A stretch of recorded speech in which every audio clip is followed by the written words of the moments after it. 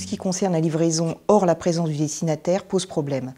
Alors ça pose problème parce que, en principe, le destinataire doit assister aux opérations de déchargement des produits.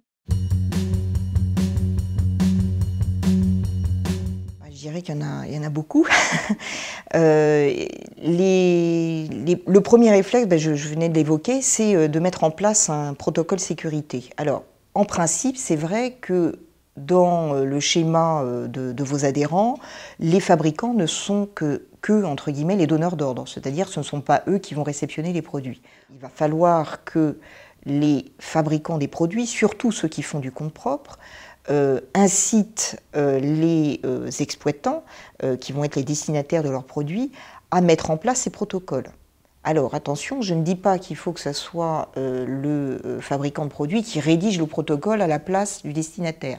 Cela étant, une aide de la part du fabricant de produits à la rédaction de ces protocoles sécurité serait sans doute bienvenue, puisque finalement, au bout du compte, le donneur d'ordre fabricant de produits d'aliments pour le bétail, il a tout intérêt à ce que la livraison se passe correctement. Il y a bien sûr le protocole sécurité, j'y reviens sans cesse parce que c'est vraiment un outil indispensable et obligatoire, je le rappelle, puisque c'est sanctionné si le protocole sécurité n'a pas été mis en place. Ensuite, il y a la formation des chauffeurs, je l'avais rapidement évoqué tout à l'heure. C'est vrai qu'il y a une formation initiale obligatoire, la FIMO, et ensuite une formation continue.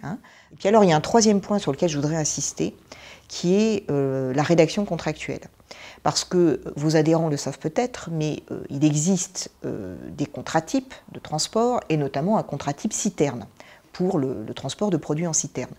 Cependant, le contrat type citerne ne prévoit pas de dispositif concernant les livraisons hors la présence du destinataire. Donc on en revient à votre question initiale. Donc ce contrat type, contrairement à ce qu'on pourrait penser, il n'est pas d'application obligatoire, contrairement au protocole sécurité, puisque même s'il a été élaboré par voie de décret, c'est un contrat auquel les parties peuvent déroger, c'est-à-dire par voie contractuelle.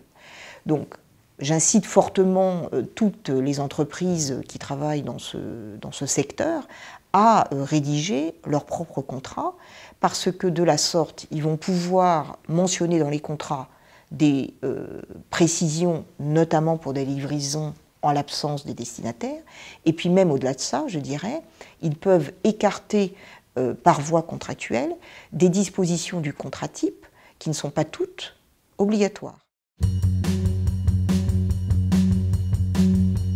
Finalement, votre thématique, c'était la sécurisation des livraisons. Donc le mot de la fin, je crois, ça peut être la sécurisation des livraisons, elle passe par une sécurisation juridique. Et cette sécurisation juridique, ça passe par la contractualisation, par l'écrit. Voilà.